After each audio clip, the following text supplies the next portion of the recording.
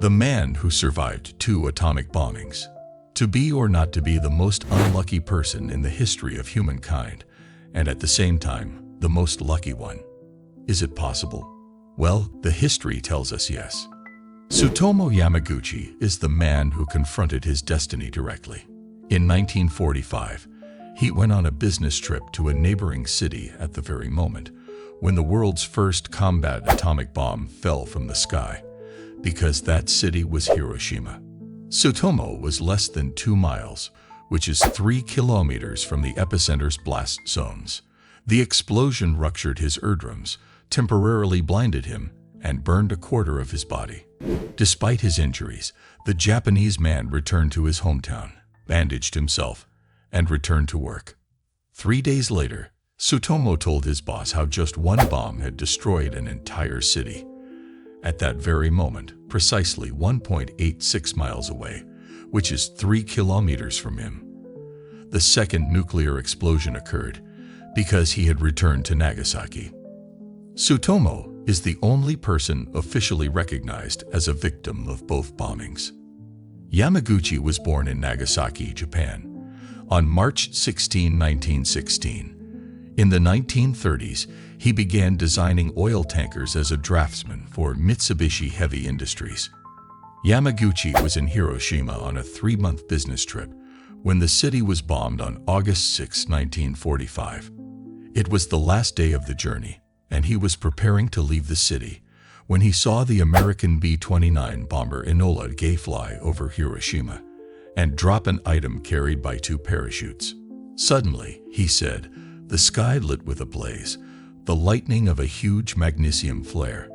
Drawing upon his naval air raid training, Yamaguchi dove to the ground, rolled into the nearest irrigation ditch, flung his hands into his head, locked his fingers over his eyes, and jammed his thumbs into his ears, according to the book To Hell and Back, The Last Train from Hiroshima by Charles Pellegrino. The ground roared, and an ear-shattering noise ripped through the air, tossing Yamaguchi into the air as a fireball imploded overhead. He was dropped face first into a muddy furrow. The shockwave that accompanied it sucked Yamaguchi from the ground, spun him in the air like a tornado, and sent him hurtling into a nearby potato patch. The protective measures he took likely saved his life. A woman who had been walking beside him shortly before the blast disappeared altogether, Pellegrino wrote. I think I fainted for a while, Yamaguchi said. When I opened my eyes, everything was dark, and I couldn't see much. It was like the start of a film at the cinema before the picture began, when the blank frames flashed without sound.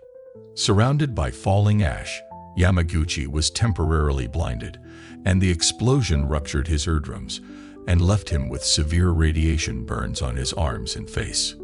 After spending a restless night in an air raid shelter, Tsutomu awoke on August 7 and made his way toward the train station, which he had heard was still operating.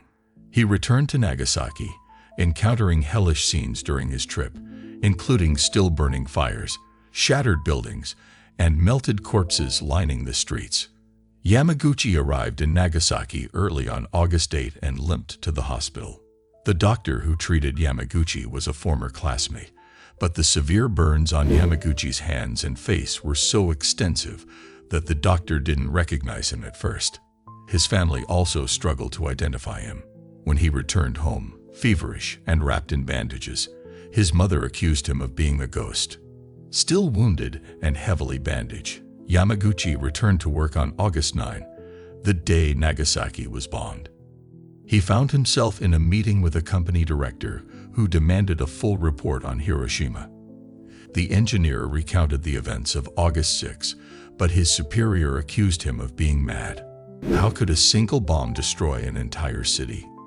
Suddenly, a blinding light illuminated the landscape outside the office, and Yamaguchi collapsed to the floor as shockwaves shattered the windows.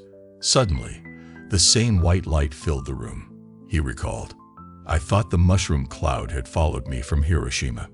Fearing his family's safety, Yamaguchi rushed home and was relieved to find his wife and son suffered only superficial injuries. However, his wife was soaked in black rain and was poisoned, as their daughter later recalled. In the subsequent weeks, Yamaguchi suffered high fevers, severe hair loss, continuous vomiting, and other symptoms from radiation poisoning. For the second time in 3 days, he'd had the misfortune of being within 2 miles of a nuclear explosion. For the second time, he'd been fortunate enough to survive. Some 260,000 people survived the atomic bomb attacks on Hiroshima and Nagasaki. Tsutomu Yamaguchi was one of the very few who endured the horror of both. Tsutomu Yamaguchi personally participated in the search for survivors.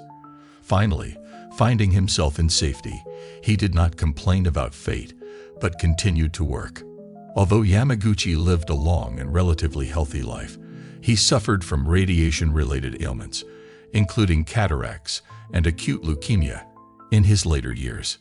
His wife, who suffered radiation poisoning from the blast, died at the age of 88 from kidney and liver cancer, and all 3 of their children reported suffering from health problems as well.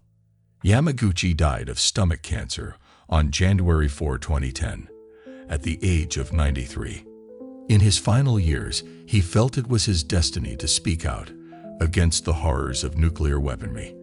The reason that I hate the atomic bomb is because of what it does to the dignity of human beings.